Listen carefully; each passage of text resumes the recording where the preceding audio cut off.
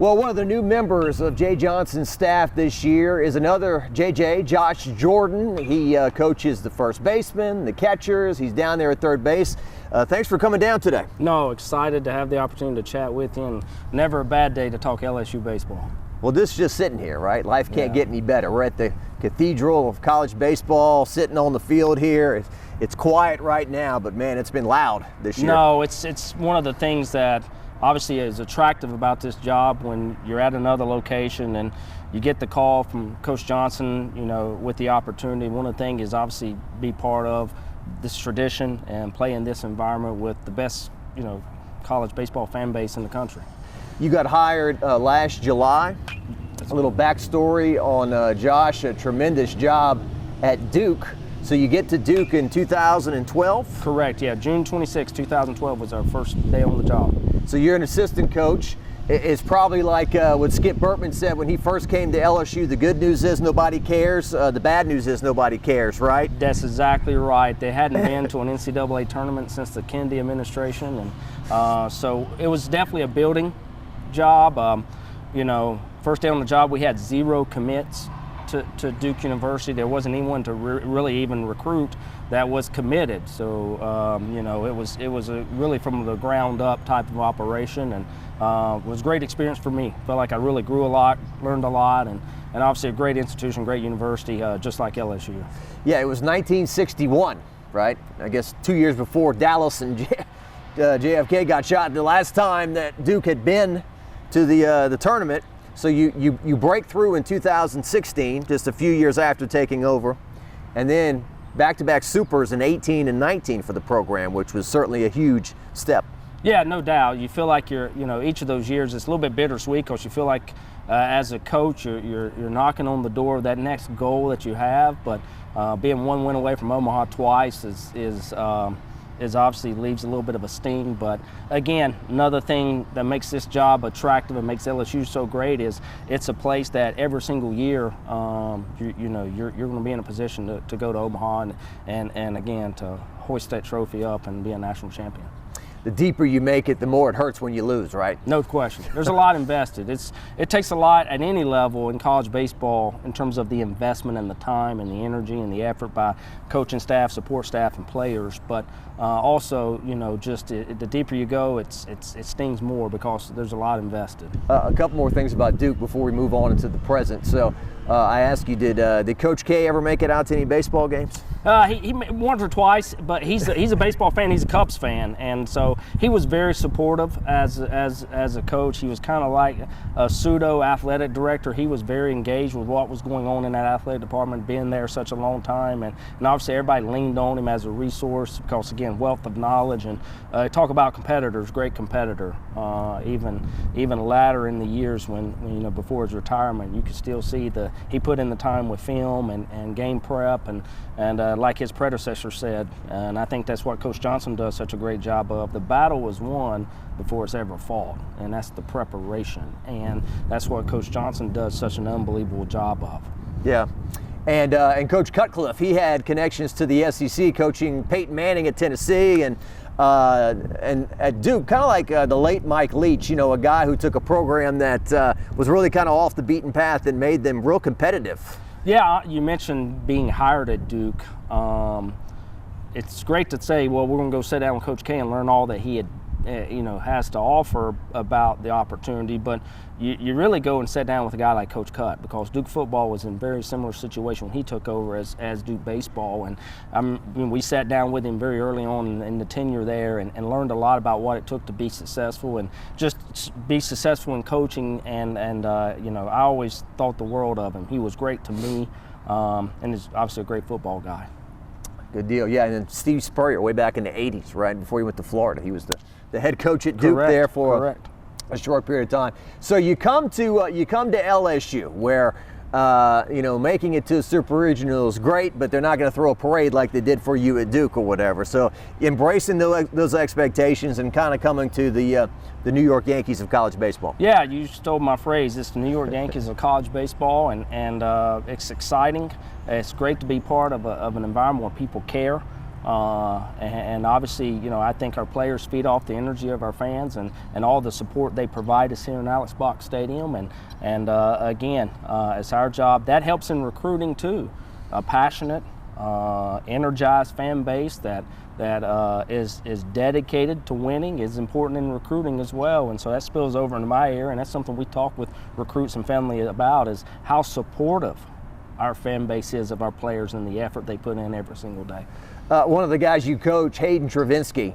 So Hayden's been here since the COVID season, like before. I think they were getting on the bus to go to Ole Miss to start SEC play, and they told him to get off the bus, and this thing called COVID, and the season gets wiped out, but he was on that team. This is his 4th year here, and you know, waiting, working, and gets that opportunity. And there's so many. The season's so long; it's kind of hard to look back and remember certain things. But that's a moment that hopefully, when you make it to where you want to go, you look back on and say, "Hey, that was a play that was made. That was huge." Yeah, you're always going to look back and reflect on the journey, and that will definitely be a moment for sure.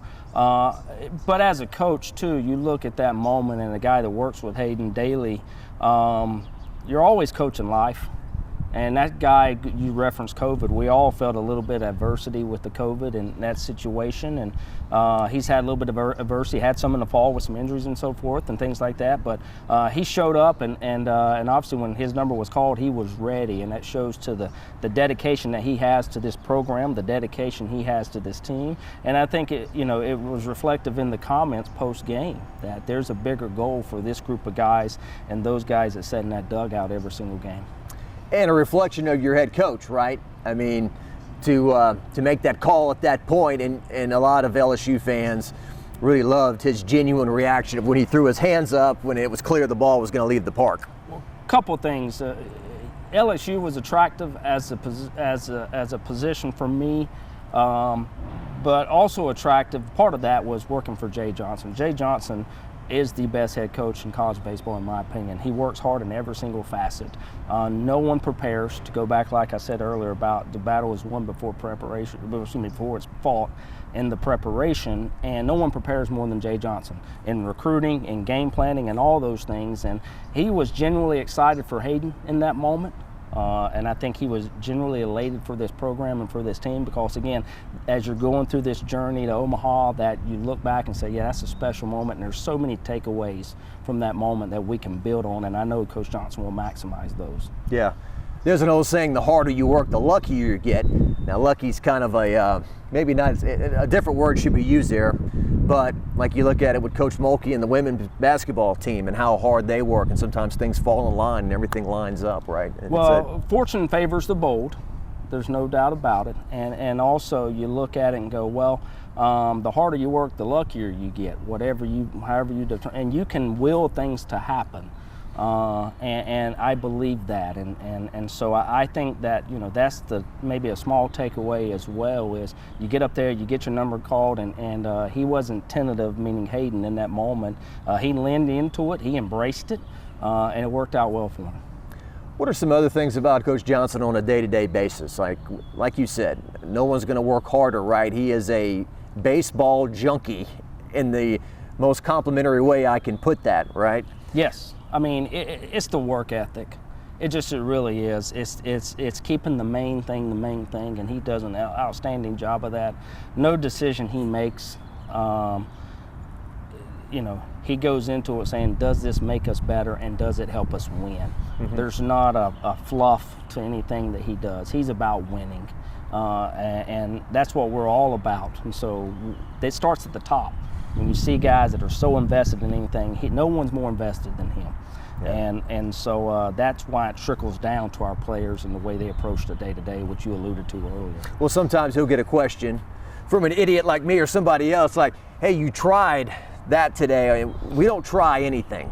It's not we're experimenting or whatever. I mean, we make a decision with the intent to win a baseball game off of something we saw out here, that this young man will give us a chance to win the game. No doubt. And he's the most observant, intuitive, and prepared, and he has so many people around him, from Wes to Chief to Jamie, myself, and so many other people that are around him and he takes good leaders which he is, good leaders take feedback and analyze and try to make the best decision possible. And he's done that so far, in my opinion. He's pushed all the right buttons, and Hayden, again, that moment is just an example of that. Now, he's obviously much younger than a guy like Nick Saban, for example, but the ability to adapt with the times, right? I mean, some people might say, I don't like this transfer portal, or I don't like this NIL or whatever, but it seems like he is in step with the times. You guys attacked that transfer portal, got players here, and I think the NIL, from what I heard, is pretty strong here as well. Well, I think you evolve or perish. That's just ultimately what it is. I mean, you have to be forward thinking as a leader in whatever facet of life, and baseball is no different. He's a very forward-thinking guy, and he's thinking of what's the next thing and tries to stay ahead of our competition. That's literally daily, every minute of the day. And so, again, I think that's why you see some of that, is you have to evolve as a leader and as a guy who's wanting to try to prepare a team to compete in the best baseball league in the country, the SEC. I've also heard, too, that bad leaders are emotional. They get angry, they blow up, they lose it, which every coach does that here and there. But with Jay, it just seems like he's like this. I mean, sometimes you can't tell if you won the game or lost the game in his post-game interviews, because it's always kind of the same. You're exactly right. We played to a standard above winning. And if you can't, and to use his phrase, and then to use the one that I love the most, is if you can't control yourself, you can't control the outcome. And that's so true, you know, and so he does a really good job of that.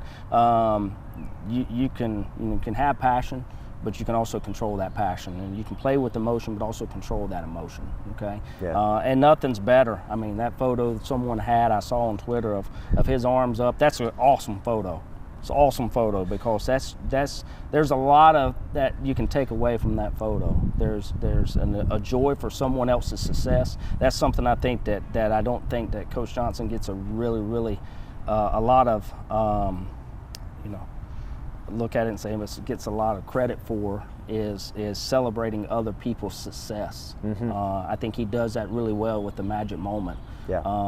And so I think that we try to proactively promote that in our program with things like the magic moment. Well, especially in a game where you have more failure than any other sport, right? You have to deal with more failure. If you're a baseball player, when you're successful 3 out of 10 times, and that's good, it can be tough. It can wear people down over a long season, and sometimes you really got to kick yourself in the butt to keep going. No question. That's why this game is built for life, in terms of making guys successful husbands, fathers, and members of society. And from the catching position, what I coach is every single play you're critiqued and you're evaluated. And did you receive that pitch well? Was that ball in the dirt that you could block? And you have to be next pitch mentality, next play mentality. You can't drag around luggage and baggage with you over the course of 9 innings, because it'll weigh you down. Yeah. And I remember when you guys were at Texas earlier this year, we're having a practice the day before the game, and we're kind of laughing and goofing for a second, and you said, look, hey, this season's too long. This season's too challenging for us not to have some levity along the way. No question. Yeah, no, it's really good. And as a coach and as a leader, you always try to model what you think your players should do. If you don't model it, you can't talk someone into doing something, in my opinion, whether it be a great player or whether it be, again, have leadership qualities of their own, which I think we have a great team of leaders. You have to model that. I have to model that. When you talk about being kind of the same guy every day, when I wake up, I try to make sure our players, when they see me and I show up at the ballpark, I'm the same guy every day. Because when you're the same guy every day, your players know how to respond to you. And that's what Coach Johnson does an unbelievable job of. When you talk about him staying right here, kind of even keel, that's what he does a great job of. He's the same guy every day. So the guys you work with, Alex Milazzo, he's from down the road in Zachary. He was always known as being great behind the plate defensively. It was just a matter of the bat catching up with the glove and the arm, and it seems like he really has. I know he had some injuries to deal with as well that maybe slowed his progress, but this year you really see him coming into his own this year. For sure, and I'm really happy for Alex. I really am. And reaching out to him in the summer and watching some video on him from the past, and kind of feel like what we need to do to get the most out of him every single day. And you know, I'm really elated. He's kind of bought into some things that we've talked about from the catching standpoint. He's doing an outstanding job back there, and he plays with a loose energy, but a high level of toughness. And when you have a catcher that, again, models that, and you preach that as a coach, and then he goes and models it, and you emphasize that on a day-to-day basis, that can carry over to other people at that position. That can carry over to other people on the team, and he does a great job of that. He really does. That's a tough gig, huh? Everyone else out here gets to stand up. These guys got to squat down, and then as the season gets hotter, with all that gear on, it's kind of like a kicker in football. Do something right, nobody remembers. Do something wrong, nobody forgets. The second it gets by them, you know. Yeah, or offensive lineman. I say it a lot of times. No one recognizes the great job that the offensive lineman maybe does on the previous 30 snaps, but then on the 31st snap, the quarterback gets sacked. They talk about how poor of a job that was. And so, but it comes with the territory. I tell our guys, embrace that. You know, it's not going to be perfect. I think Coach Johnson said that yesterday post-game.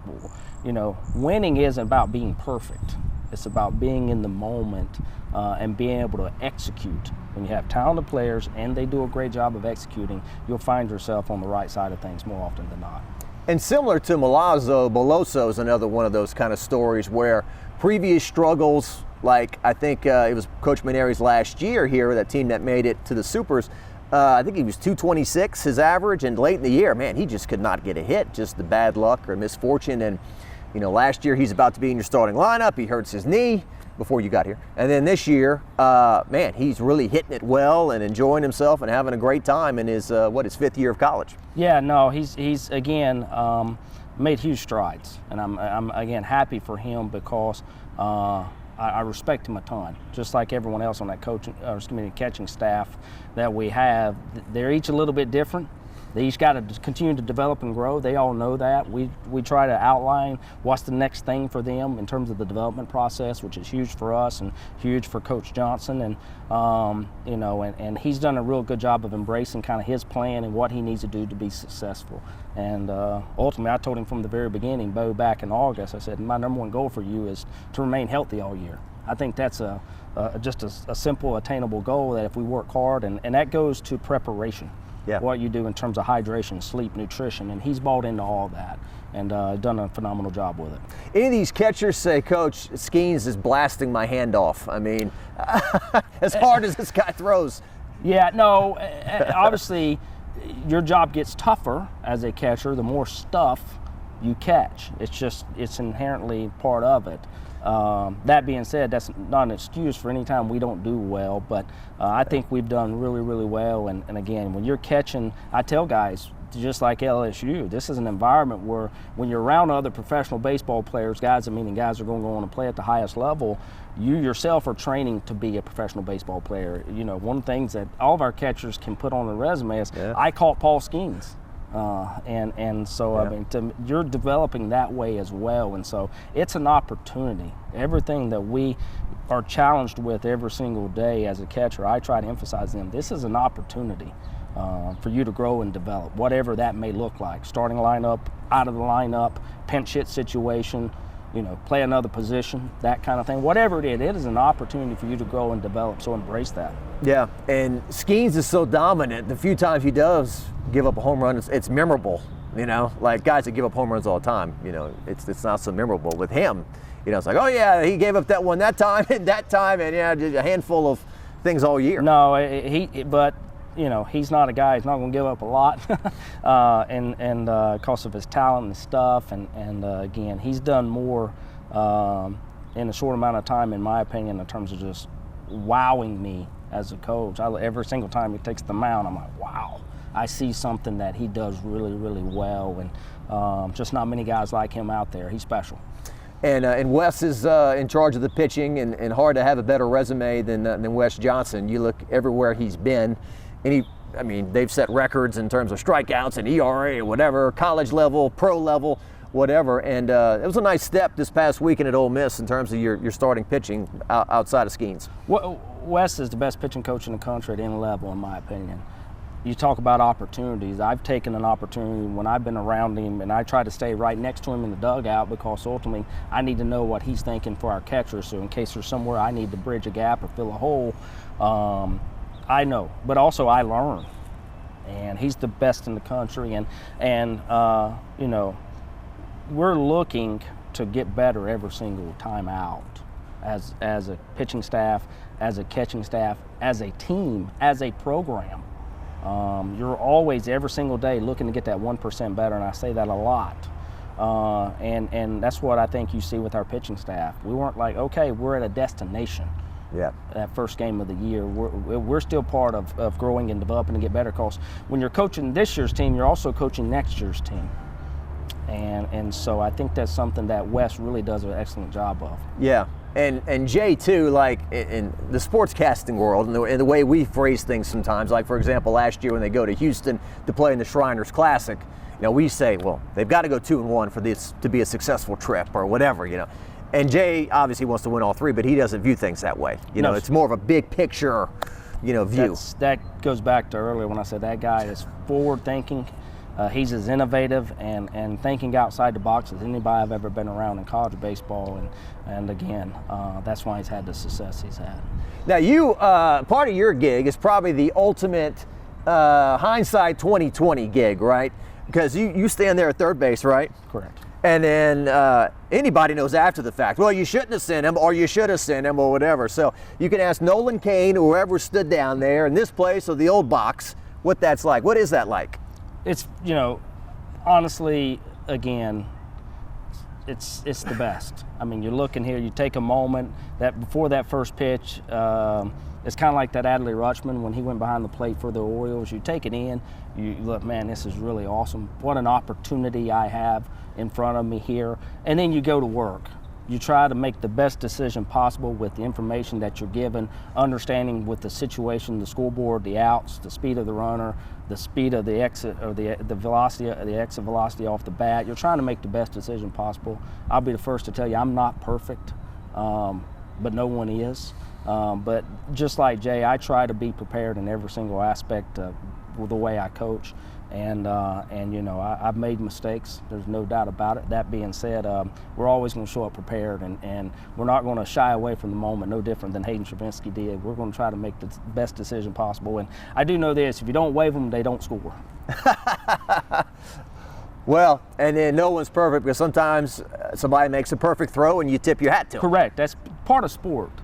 Part of sport is the strikeout. Part of sport is the missed field goal, the missed tackle, the missed last second shot. That's just part of. I mean, that's just part of sport, and you have to embrace that competitive spirit of the game, or you won't be successful. That's shying away from the moment. Yeah. Well, it's fresh on my mind because it's just what I did. But back to the women's basketball team, they're playing Utah, the Sweet 16, and some young lady for Utah's at the line with 4 seconds left. They're down one. She's got 2 free throws, and she airballs the first one and misses the second. I mean, those are things that are out of your control sometimes. You know, you prepare the best you can. It's the beauty of sport.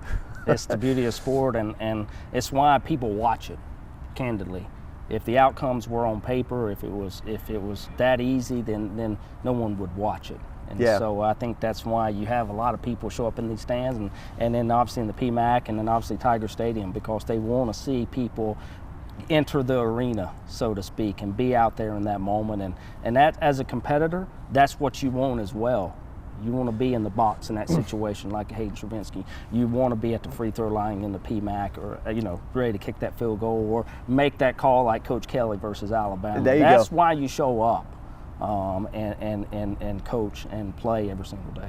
I was watching a podcast the other day with Bill Maher, the comedian who sometimes rubs people the wrong way. He was talking to Bob Costas, legendary sportscaster, and he said something that I thought was pretty profound. He said, what I love about sports is, unlike other things in life, politics, and the people that rise to the top, they rise to the top because they were good enough. It's not like politics where somebody got placed somewhere because they knew somebody or whatnot. In the end, maybe there's politics in sports too, but the best are going to make it, right?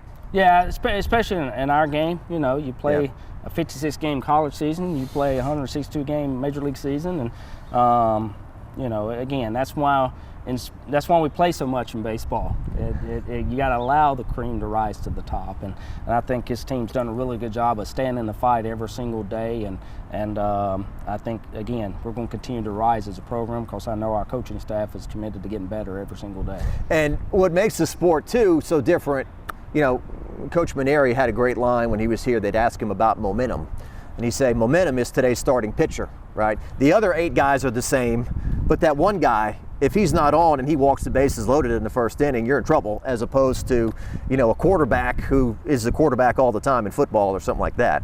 Correct, but you know, and there's no doubt about that momentum is with the next day starting pitcher, no question.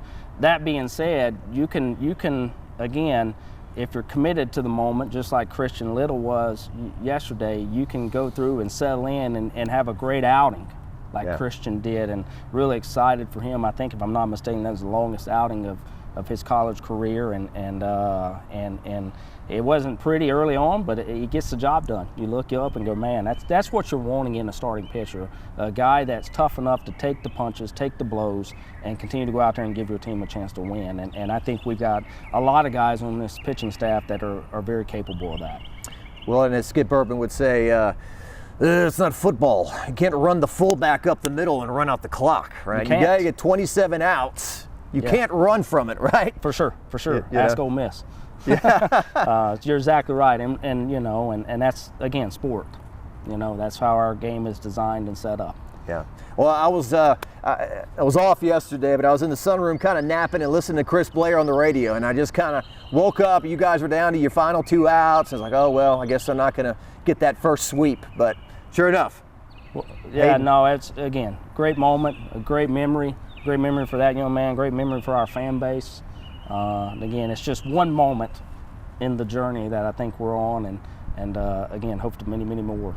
Yeah. Well, unlike Morgan Wallen, LSU showed up in Oxford Sunday there at the end. Good thing I didn't have tickets or anything trying to go see that. No, we got bigger things to do. You get the heck out. Get out and get prepared for a real good nickel statement. Well, one stupid question I had for Coach Johnson like a year ago when Garth was playing across the street here, y'all playing Georgia in the daytime. I said, if you guys win, will you go across the street, maybe go see Garth? You know, just absolutely not. I mean, like, I couldn't have asked him anything that he would have said no to more, you know, definitely than that. You know, guy locked in. It's the main thing, and that's winning. Yeah, and your kids, they seem to understand that as well. They do. They're invested. They know the opportunity that they have in front of them, you know, I think they're excited to see what they can become and what they're going to do. I really believe that. Whatever the story may be, I think they're excited about the opportunity. Well, I appreciate the visit. Anything else you want to add? Go Tigers. Go Tigers. Thank you so much, Coach. Thank you so much. Appreciate your time. All right.